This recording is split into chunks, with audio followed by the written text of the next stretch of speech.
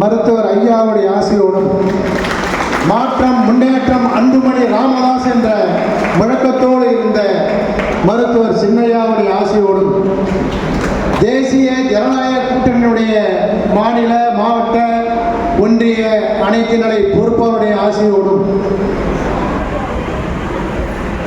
உங்களில் ஒருவனாக என்னை மருத்துவர் ஐயா அவர்களும் மருத்துவர் சின்னையா அவர்களும் களமிறங்கியிருக்கிறார்கள். இந்த களத்திலே ஒரு சிறப்பான முறையிலே அனைத்து கட்சி நிர்வாகிகளும் பணியாற்றினார்கள்.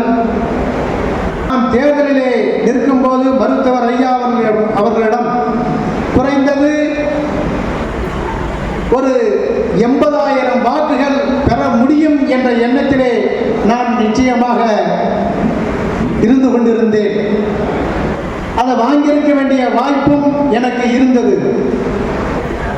காலத்தின் கட்டாயம், உதாரணத்திற்கு என்னுடைய கிராமத்திலே அனைத்து சமுதாய மக்களும் இருக்கிறார்கள். சார்ந்த சமுதாயம் குறைவான சமுதாயம்தான். அங்கே ஆதிதிராவிட மக்கள் 720 பேர். 2016 எனக்கு 520 வாக்குகளை அப்போது ஆதிதிராவிட பகுதியிலே அளித்தார்கள். இந்த முறை ரகுபதி என்ற மந்திரி அதே ஆதிதிராவிட பகுதியிலே அதே இடத்திலே முகாமிட்டு ஒரு அமைச்சர், 2 சட்டமன்ற உறுப்பினர் அனைவரும் அந்த ஆதிதிராவிட பகுதியை சூழ்ந்து கொண்டிருக்கிறார்கள். நான் வாக்கு சேகரிக்கும் பொழுது ஒரே ஒரு ஆளுடன் காணோம். ஆக அராஜகம் செய்து நான் முடித்திருப்பேன்.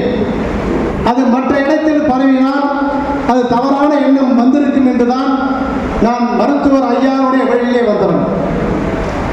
ஆகவேதான் அராஜகத்தை நான் முன்னெடுக்கவில்லை. சென்ற இடமெல்லாம் சிறப்பான ஒரு வரவேற்பு, மக்கள் வெள்ளம், தவறில்லை. கடைசி கட்டத்திலே நாம் பின்தங்கிய மக்கள், பொருளாதாரத்திலே பின்தங்கியிருக்கிறோம். நம்மளை அவர்கள் அந்த பொருளாதாரத்தை காட்டி மக்களை திசை திருப்பி விட்டார்கள். ஆனாலும் கூட இந்த தேர்தலிலே 56,296 வாக்குகளை பெற்றது ஒரு பெரிய எண்ணாக நாம் எண்ணாவிட்டாலும் 80,000 வாக்குகள் பெறவில்லை என்பது என்னுடைய மனசாட்சி உறுத்தி கொண்டே இருக்கிறது.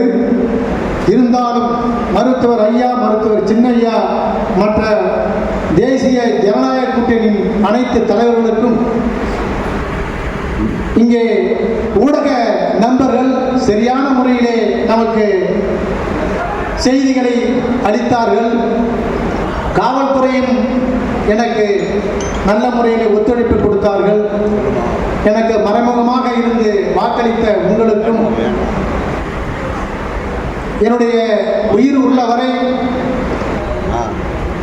மருத்துவர் ஐயாவையும் மருத்துவர் சின்னையாவையும் அண்ணி சௌமியா அன்புமணி அவர்களையும் சகோதரி அவர்களையும் உயிருள்ளவரை நான் மறக்க மாட்டேன் என்று கூறி, இந்த அளவுக்கு எனக்கு வாய்ப்பளித்த உங்களுக்கு அத்துணை பேருக்கும் நன்றி கூறி விடைபெறுகிறேன். நன்றி.